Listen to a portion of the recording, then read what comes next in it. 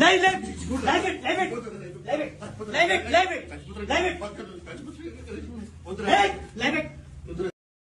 Hi guys, எல்லாரும் நல்லா இருக்கணும், அவங்களோட நானும் இருக்கணும்னு நினைக்கிறேன்.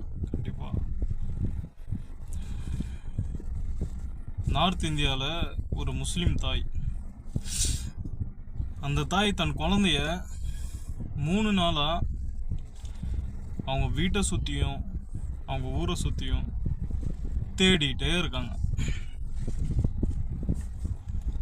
ஸோ தேடிட்டே இருக்கும்போது ஒரு இடத்துல மாத்திரம் தேடாம விட்டுடுறாங்க. அது என்ன இடம்னா கோயில்.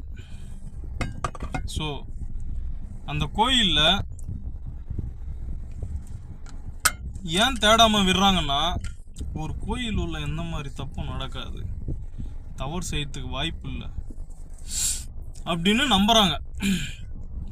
ஸோ ஒரு வாரத்துக்கு அப்புறம் தன் குழந்தைய அதே நம்பிக்கை கொண்ட அந்த கோயில்ல இருந்து ரொம்ப கொடூரமா கண்டுபிடிச்சி எடுத்துட்டு வர்றது நடக்குது. அந்த முஸ்லீம் தாய் சொல்லுது, நான் நம்பினேன் அந்த கோயில்ல எந்த மாதிரி தப்பும் நடக்கிறதுக்கு வாய்ப்பு இல்லைன்னு நம்பினேன் அப்படின்னு அந்த முஸ்லீம் தாய் சொல்லுது. என் குழந்தைய அன்னைக்கு நான் இந்த கோயில் மேல நம்பிக்கை வைக்காம, இந்த கோயில்ல எந்த மாதிரி தப்பும் நடக்காது அப்படின்னு நம்பிக்கை வைக்காம போய் பார்த்திருந்தா என் குழந்தைய நான் உசுரோட காப்பாத்திருப்பேன். மானம் போனா மயிரா போச்சு, உசுரனா காப்பாத்திருப்பேன் அப்படின்னு சொல்லுச்சு. அன்னைக்கு நம்ம நடந்த அந்த விஷயத்த எப்படி எடுத்துக்கிட்டோம்னா, நம்ம தேசத்துல தானே நடந்தது அப்படின்னு எடுத்துட்டோம். ஹைதராபாத்ல ஒரு பொண்ணு நைட்டு லாரி ஓட்டுற பசங்க பெட்ரோலை கொண்டு செதைச்சிட்டு பெட்ரோலை கொண்டு எடுத்துட்டு போய் கொளுத்தி போட்டிருக்காங்க.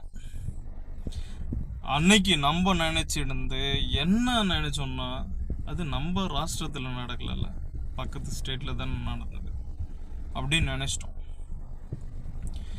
இன்னைக்கு நம்ம ஸ்டேட்ல நடந்திருக்கு. அது என்னன்னா, அன்னைக்கு அந்த முஸ்லீம் தாய்க்கு நடந்த அநியாயம் இன்னைக்கு ஹிந்து தாய்க்கு நடந்திருக்கு. ஒரு குழந்தைய கோயிலுக்குள்ள கூட்டிட்டு போயிட்டு ஒரு கிழமை முயற்சி பண்ணியிருக்கான் தப்பா நடக்குது. இன்னைக்கு நம்ம நினைக்கலாம் அது நம்ம வீட்டுல நடக்கல. கண்டிப்பா வல்லாஹி நம்ம வீட்லயும் நாளைக்கு சொல்ல முடியாது. ஸோ